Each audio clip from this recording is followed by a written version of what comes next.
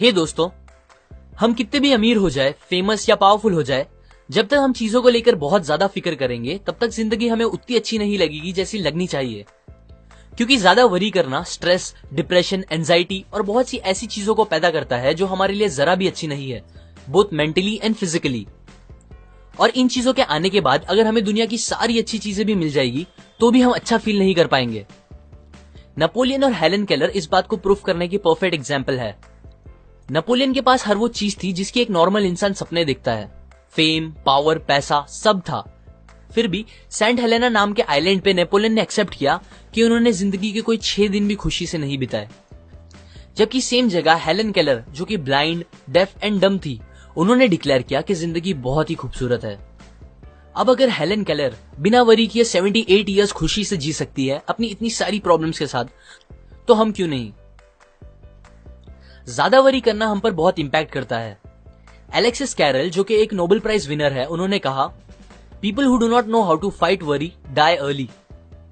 Doctor O.F. गॉबेरॉन, जो कि एक चीफ फिजिशियन है, उन्होंने बताया कि 70% पेशेंट्स जो फिजिशियंस के पास आते हैं वो अपने आप को खुद ही ठीक कर सकते हैं अगर वो बस अपने फियर और वरीज को खत्म कर दे तो। एक स्टडी में 15,000 पेशेंट्स को एग्जामिन किया गया जिन्हें स्टमक डिसऑर्डर्स थे। उन्हें एग्जामिन करने के बाद पता चला 5 में से 4 पेशेंट्स की बीमारी का कोई भी फिजिकल रीजन नहीं था, बल्कि उनके फियर, वरी, हेट, सेल्फिशनेस, ये सारे रीजंस बन गए थे उनके पेट की बीमारियों के।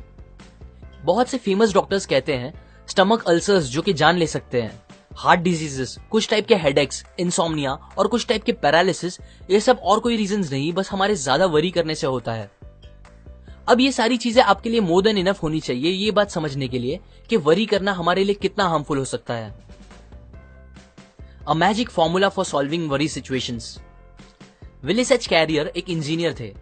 उन्हें एक बार एक फैक्ट्री में गैस क्लीन करने वाले डिवाइसेस को इंस्टॉल करने का प्रोजेक्ट मिला, जिसके लिए कंपनी के मिलियंस ऑफ डॉलर्स लग गए थे। पर यह प्रोजेक्ट खत्म करने के बाद कैरियर को पता चला कि उनके इंस्टॉल किए गए डिवाइसेस कंपनी को किए गए गारंटीड वादे पूरे नहीं कर पा रहा है, जिसकी वजह से मिलियंस ऑफ डॉलर्स के लॉस की जिम्मेदारी पूरी कैरियर पे आ गई थी। वो अपने इस फेलियर से बहुत ही ज्यादा परेशान हो गए थे। वो इतना फिक्र करने लगे थे कि उन्हें नींद आना बंद हो गई थी। बट फिर उनकी कॉमन सेंस ने उन्हें याद दिलाया कि उनका फिक्र करना सिचुएशन को ठीक नहीं करेगा। सो उन्होंने एक टेक्निक निकाली अपनी इस वरी की प्रॉब्लम से डील करने के लिए, और ये टेक्निक इतनी असरदार निकली कि वो उसे आज भी यूज करते हैं मोर देन 30 इयर्स से। ये टेक्निक में 3 सिंपल स्टेप्स है जो आपको भी याद रखने हैं।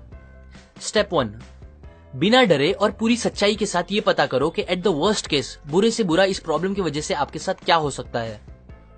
कैरियर ने जब ये सोचा तो उन्हें पता चला कि उनके इस फेलियर के लिए उन्हें जेल या फांसी तो नहीं होगी, बट हाँ, उनका मार्केट में नाम बहुत खराब होगा और $20 मिलियन जो उन्होंने अपने एम्प्लॉयज के साथ इन्वेस्ट किए थे वो पूरे डूब जाएंगे। स्टेप 2, वर्स्ट केस पता चलने के बाद आप उसे मेंटली एक्सेप्ट कर लो।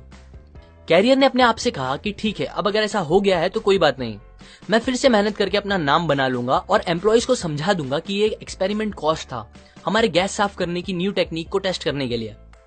वर्स्ट थिंग एक्सेप्ट करने के बाद कैरियर को बहुत ही ज्यादा सुकून मिला, जो उन्हें बहुत टाइम से नहीं मिला था। स्टेप 3, जब वो बुरे से बुरी चीज मेंटली एक्सेप्ट हो चुकी हो तो फिर आप उस वर्स्ट को बेटर या और अच्छा कैसे कर सकते हो इस बारे में सोचो। अगेन कैरियर ने चीजें एक्सेप्ट करने के बाद ये सोचना स्टार्ट किया कि वो कैसे उस $20,000 के लॉस को कम कर सकते हैं। उन्होंने बहुत से टेस्ट किए तो उन्हें पता चला कि अगर वो अपने डिवाइसेस में $5,000 का और काम कराएंगे तो उनके डिवाइसेस बराबर काम करने लगेंगे। फिर उन्होंने ऐसा ही किया, जिसका रिजल्ट ये हुआ कि $20,000 लॉस होने के बजाय उन्होंने $15,000 का प्रॉफिट करा दिया, ये सॉल्यूशन निकाल के। कैरियर कहते हैं कि अगर वो ये 3 स्टेप फॉलो नहीं करते और बस फिक्र करते रहते तो उन्हें ऐसा रिजल्ट्स कभी नहीं मिलता। ये टेक्निक हमारे लिए भी बहुत काम की है, क्योंकि जब आप वर्स्ट आउटकम को एक्सेप्ट कर लेते हो तो आपका दिमाग एक जगह से दूसरी जगह जाके परेशान होना बंद कर देता है और प्रॉब्लम को सॉल्व करने पे ज्यादा कॉन्सेंट्रेट कर पाता है। पर जब तक आप एक्सेप्ट नहीं करोगे अपनी प्रॉब्लम को, आपका दिमाग आपको खाता रहेगा और कुछ अच्छा आउटकम नहीं मिलेगा। अभी अगर कुछ लोगों को लग रहा होगा कि कैरियर की प्रॉब्लम इतनी बड़ी नहीं थी और उनकी लाइफ की प्रॉब्लम बहुत ही ज्यादा बड़ी है, तो उनके लिए एक और ट्रू स्टोरी है।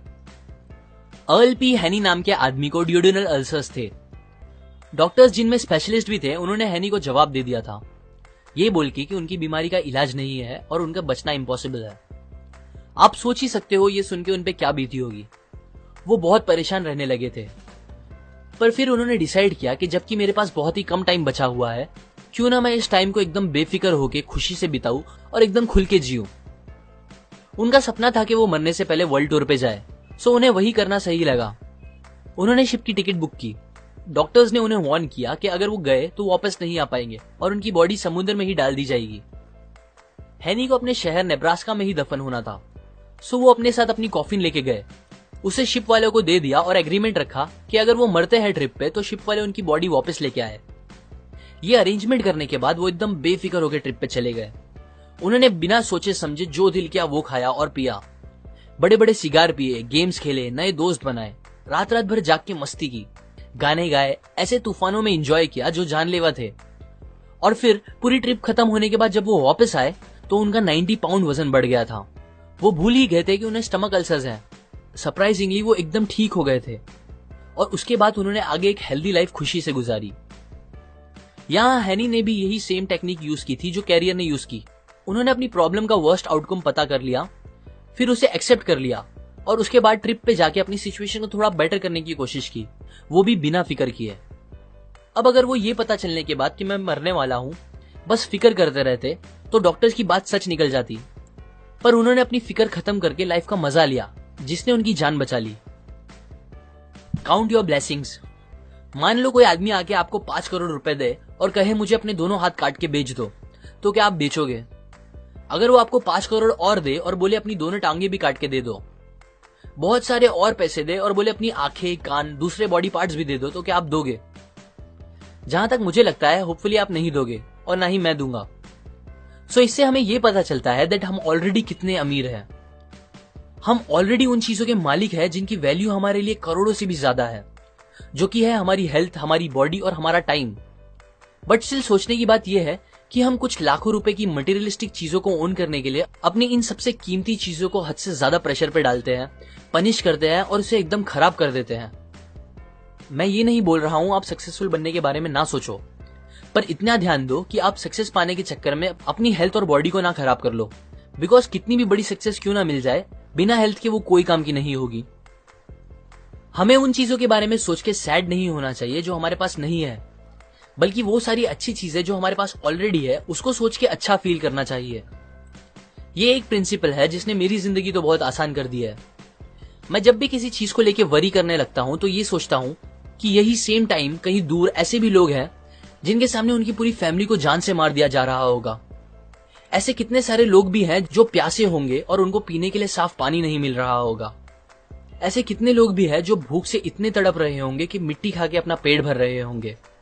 और मैं यहाँ इतना सेल्फिश हूं जो अपनी छोटी मोटी प्रॉब्लम्स की फिक्र करके सैड बैठा हूं।